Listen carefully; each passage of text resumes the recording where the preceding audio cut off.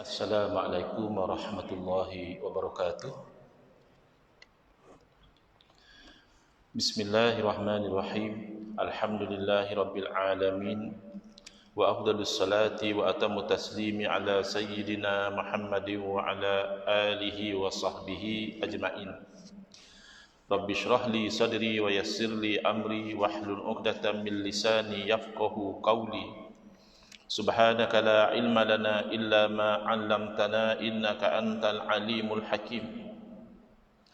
Allahumma akhrijna min zulumatil wahmi wa akrimna binuril fahmi waftah 'alaina bima'rifatil ilmi wa sahhil akhlaqana bil hilm waj'alna mimman yastami'una al-qawla fayattabi'una ahsanah.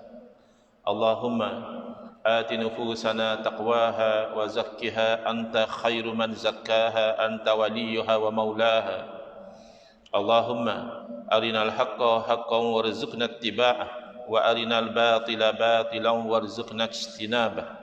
اللهم انفعنا بما علمتنا وعلمنا ما ينفعنا وزدنا علما وهدى. أما بعد.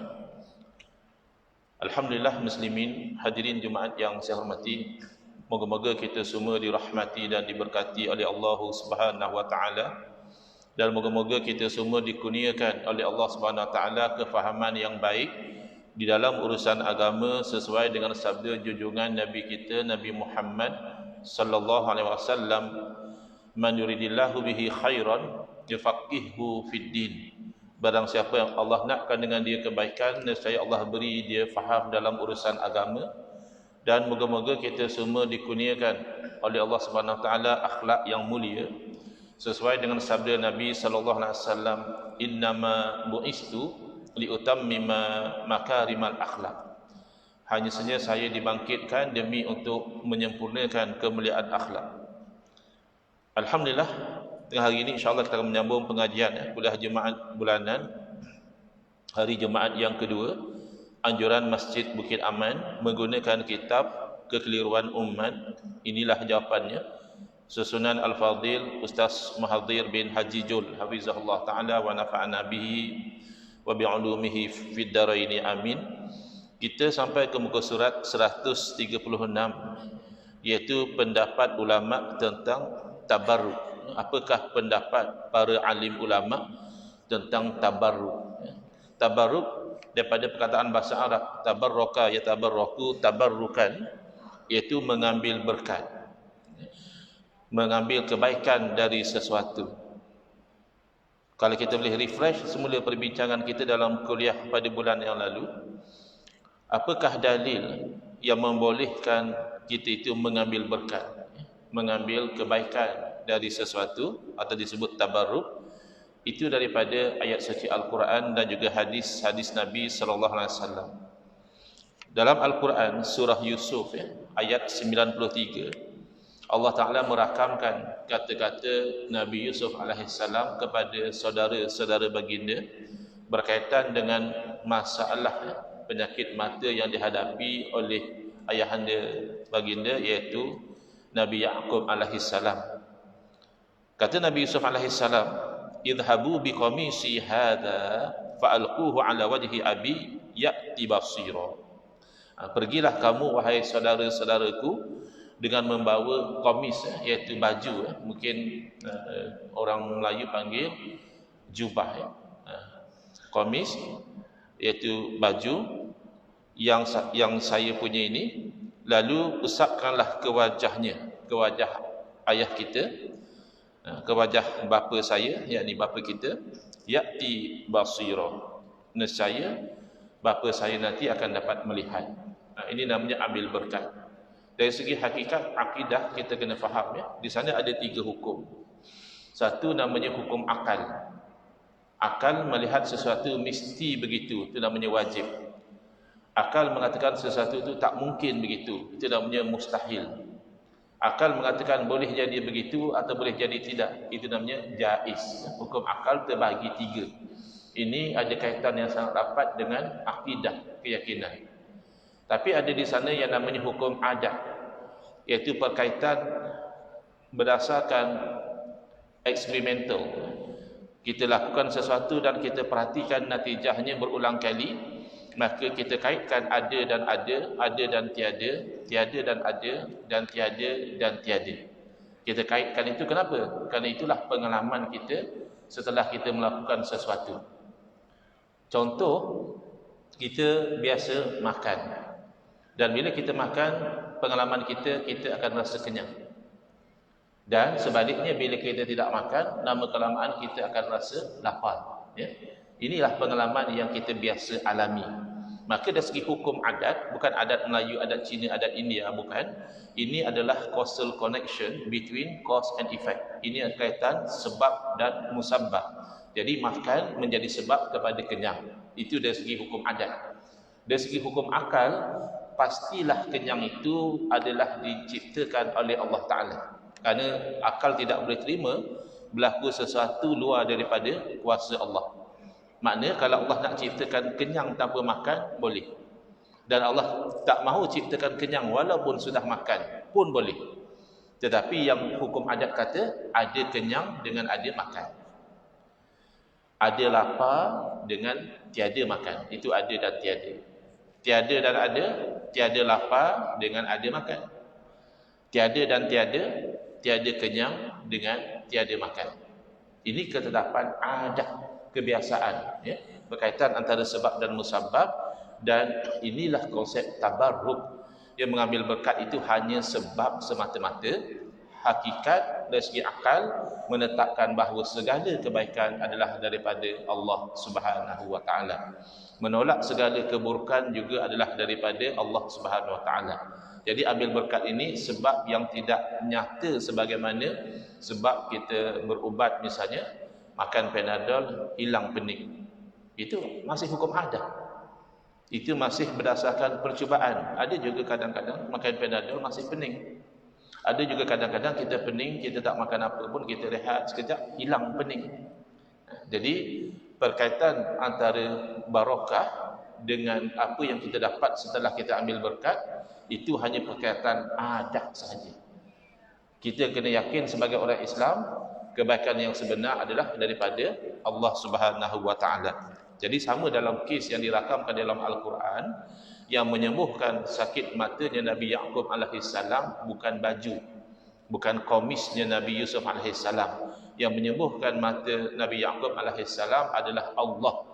Habis itu apa susah-susah nak usapkan baju Nabi Yusuf ke muka Nabi Yaqub? Itu namanya ambil berkat.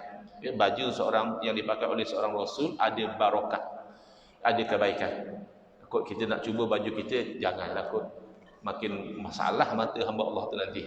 Baju kita tak apa kuman, apa virus pun kita tak tahu. Ya, tapi baju para Rasul Allah jadikan ada keberkatan. Adakah berarti kita menyembah baju? Tidak.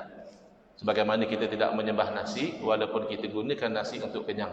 Sebagaimana kita tidak sembah ubat, walaupun kita gunakan ubat untuk sembuh, itu hanya sebab musabbab. Kemudian ayat yang lain, Allah Ta'ala terangkan ada keberkatan pada asal, ya, peninggalan para Nabi. Ya, ayat surah Al-Baqarah, ya, ayat 248. Wa qala lahum nabiyyuhum inna ayata mulkihi ayatiyakumut tabutu fihi sakinatun min rabbikum wa baqiyatun mimma taraka alu Musa wa alu Harun tahmiluhul malaikah. Dan berkata kepada orang-orang Bani Israel oleh Nabi mereka. Jadi Nabi kepada Bani Israel berkata, sesungguhnya tanda kerajaan yang diberikan kepada Talut. Talut adalah yang memimpin tentera yang mengalahkan Jalut, ya, raja yang zalim. Jadi ada asalnya bila Nabi mereka beritahu Allah telah melantik Talut sebagai ketua, maka ada yang keberatan kerana melihat Talut ini bukan orang yang ada harta, orang yang ada kedudukan. Jadi apa tanda bahawa memang Talutlah yang diangkat menjadi raja untuk menentang Jalut atau menjadi pemimpin, iaitu datang kepada kamu satu peti, iaitu tabut, yang di dalam peti itu mengandungi sesuatu yang memberi ketenteraman jiwa daripada Tuhanmu, dan apa yang ditinggalkan oleh keluarga Musa dan keluarga Harun, dan tabut itu akan dibawa oleh para malaikat. Jadi Kalau kita rujuk dalam kitab-kitab tafsir disebutkan antara yang ada dalam tabut itu adalah tongkat Nabi Allah Musa alaihissalam. Tongkat itu tetap makhluk tapi ada keberkatan kerana itu tongkat seorang nabi. Demikian dalam hadis Rasulullah SAW, ini hadis sahih riwayat Imam Bukhari dan Muslim. Nabi SAW membahagikan rambut baginda kepada para sahabat dengan tujuan supaya diambil berkat. Rasulullah SAW qassama sya'rahu wa wazza'u bainan nasi liyatabarraku bihi. Rasulullah SAW membahagi-bahagikan rambut baginda. Ada yang baginda bagi direct, ada yang baginda wakilkan kepada satu orang sahabat, pergi bagikan kepada orang ramai. Apa tujuan? Rambut bukan boleh makan, bukan boleh buat pakaian. Liyatabarraku bihi, supaya mereka dapat bertabarruk, mengambil berkat daripada rambut Nabi sallallahu alaihi wasallam. Rambut kita tak ada apa-apa, potong, buang saja, tanam saja. Tapi kalau rambut seorang rasul ada keberkatan. Dan sahabat Nabi Sayyidina Khalid bin Al-Walid radhiyallahu anhu meletakkan 3 helai rambut Nabi SAW di dalam kain serban dan memberitahu kepada orang ramai, semenjak saya letakkan rambut Rasulullah SAW dalam kain serban saya, sentiasa Allah Ta'ala memberi kemenangan kepada saya di dalam peperangan. Berarti yang beri kemenangan bukan rambut, yang beri kemenangan tetap Allah. Tapi yang menjadi sebab, dari segi sebab musabab, itu adalah adanya rambut Rasulullah SAW di dalam serban Sayyidina Khalid Al-Walid radhiyallahu anhu. Kita bawa contoh yang tadi, yang memberi kenyang tetap Allah, tapi yang menjadi sebab kita kenyang mungkin roti, mungkin nasi. Jadi kita kena faham beza antara sebab dan juga hakikat. Hakikat buruk dan baik semuanya daripada Allah Ta'ala. Para sahabat berebut-rebut mengambil air wudu yang jatuh daripada anggota Rasulullah SAW. Bila Nabi SAW berwudu, kan air itu ada yang jatuh balik yang itu ditadah oleh para sahabat, lalu mereka sapu ke muka dan ke badan mereka untuk mengambil barakah. Kalaulah ambil berkat ini haram, sebagaimana yang disangkakan oleh sebahagian orang-orang yang keliru dalam memahami agama, pastilah Nabi SAW akan melarang. Kerana sifat seorang Rasul adalah tabligh. Mustahil Nabi SAW tak sampaikan bahawa ambil berkat seperti itu tak boleh. Tetapi Nabi SAW membiarkan para sahabat mengambil berkat daripada air wuduk Nabi SAW. Bahkan dalam riwayat yang lain, Nabi SAW sendiri memberitahu mengambil berkat daripada tangan orang-orang mukmin yang berwuduk. Nabi SAW biasa minta air daripada tempat wuduk orang mukmin. Bila sahabat bertanya, Nabi SAW menerangkan, untuk saya mengambil berkat daripada kesan sentuhan tangan orang mukmin. Bayangkan Nabi SAW sendiri mengambil barakah daripada orang mukmin, apatah kita mengambil barakah daripada Nabi SAW dan juga orang-orang soleh. Ada orang bayangkan berkat ini hanya boleh ketika Nabi SAW masih hidup dan tidak lagi berlaku selepas kewafatan baginda sallallahu alaihi wasallam. Ini juga keliru. Kerana keberkatan Nabi SAW itu terbit daripada kemuliaan Nabi SAW, dan sedia maklum buat orang Islam bahawa kemuliaan Nabi SAW tidak terbakal dengan sebab kewafatan baginda. Bukan berarti Nabi SAW hanya mulia di sisi Allah ketika baginda hidup, lalu setelah baginda wafat, baginda tidak lagi mulia. Tidak mungkin. Baginda SAW kekal mulia di sisi Allah Ta'ala, baik ketika hidup maupun selepas wafat. Maka antara yang tabarruk, ambil berkat dengan Nabi SAW selepas kewafatan baginda adalah Sayyidina Abu Bakar dan Sayyidina Umar radhiyallahu anhuma, yang mana kedua-duanya minta supaya jasad mereka dikebumikan berhampiran dengan jasad Nabi sallallahu alaihi wasallam. Berarti kalau tidak ada kebaikan, seolah-olah kita menganggap sahabat buat benda sia-sia. Sahabat beria minta. Kalau Sayyidina Abu Bakar radhiyallahu anhu boleh faham lagi. Sayyidina Abu Bakar adalah bapa kepada Sayyidatina Aisyah radhiyallahu anha, dan makam Nabi SAW itu asalnya adalah rumah Sayyidatina Aisyah. Jadi logik saja Sayyidatina Aisyah mengebumikan ayahanda di rumah beliau. Tapi Sayyidina Umar radhiyallahu anhu bukan saudara. Sayyidina Umar kiranya orang asing kepada Sayyidatina Aisyah. Tapi punya bersungguhnya Sayyidina Umar nak supaya dikebumikan berhampiran dengan jasad Nabi SAW setelah Sayyidina Umar ditikam oleh orang yang menikam beliau ketika salat, dan beliau merasakan ajal beliau semakin hampir. Beliau menghantar wakil kepada Sayyidina Aisyah meminta izin supaya jasadnya dibenarkan untuk dikebumikan di sebelah Nabi SAW dan Sayyidina Abu Bakar radhiyallahu anhu. Dan adilnya Sayyidina Umar ni takut mengambil hak orang lain. Sayyidina Umar pesan kepada orang yang meminta izin tadi, nanti selepas saya mati kamu minta izin lagi sekali. Kenapa? Kan Sayyidina Umar khalifah, orangnya ada karisma, orangnya disegani, orangnya digeruni. Jadi Sayyidina Umar bimbang, kut-kutlah izin tu kerana segan, kerana malu. Nak kata tak, yang minta ni orang besar, tapi setelah dah meninggal dah tak ada isu tu lagi. Jadi double confirm, saya dah meninggal nanti minta izin lagi sekali. Dan Sayyidina Aisyah radhiyallahu anha mengatakan, saya asalnya bercadang bahawa posisi itu untuk saya sendiri, mana saya yang nak dikebumikan di situ, tapi oleh kerana ada permintaan daripada Sayyidina Umar radhiyallahu anhu, maka dibenarkan oleh Sayyidina Aisyah.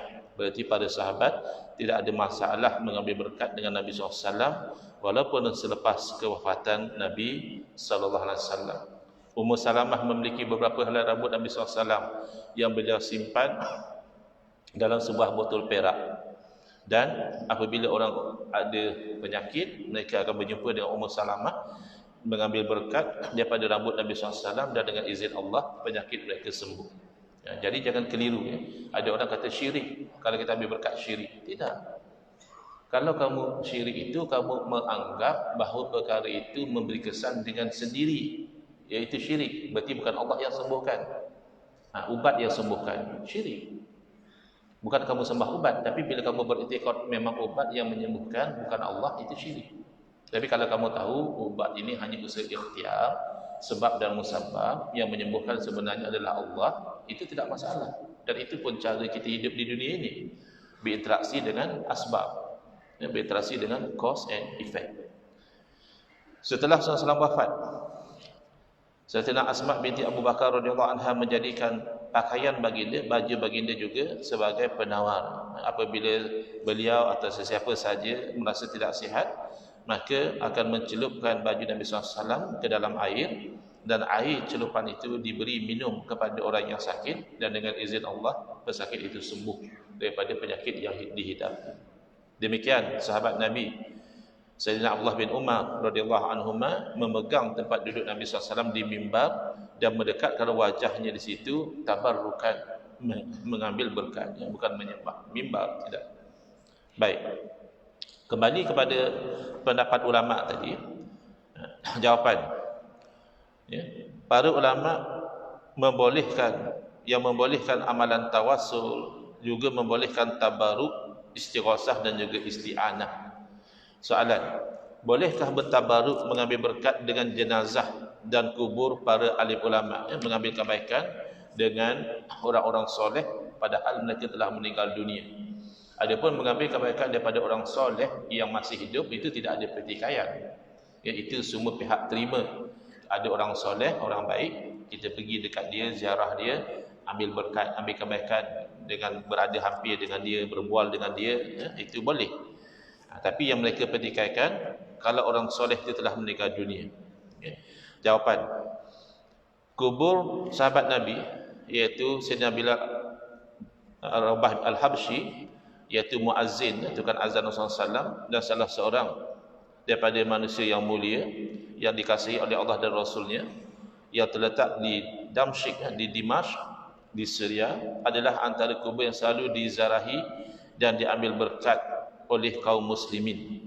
Bukan sahaja kaum muslimin, masyarakat awam, bahkan para wali Allah juga turut berdoa dan mengambil barakah daripadanya. Maknanya berdoa kepada Allah juga. Tapi ada keberkatan bila kita berada hampir dengan orang soleh, walaupun orang soleh itu telah meninggal dunia. Kerana bila kita kata kebaikan daripada Allah Ta'ala, tidak ada beza bahawa Allah Ta'ala memberi kebaikan dengan kesolehan orang yang hidup atau kesolehan orang yang telah meninggal dunia. Kubur Abu Ayyub Al-Ansari radhiyallahu anhu, sahabat Nabi di Istanbul, termasuk yang diambil barakah. Diriwayatkan oleh Al-Imamul Hakim An-Naisaburi rahimahullah ta'ala menjelaskan, orang Islam mereka akan berazam menziarahi dan mencari barakah hujan jika ditimpa kekeringan. Bila kemarau nak minta hujan, biasanya mereka akan pergi berziarah kepada makam Sayyidina Abu Ayyub Al-Ansari dan berdoa kepada Allah Ta'ala dan biasanya doa mereka akan diperkenankan oleh Allah Subhanahu Wa Taala.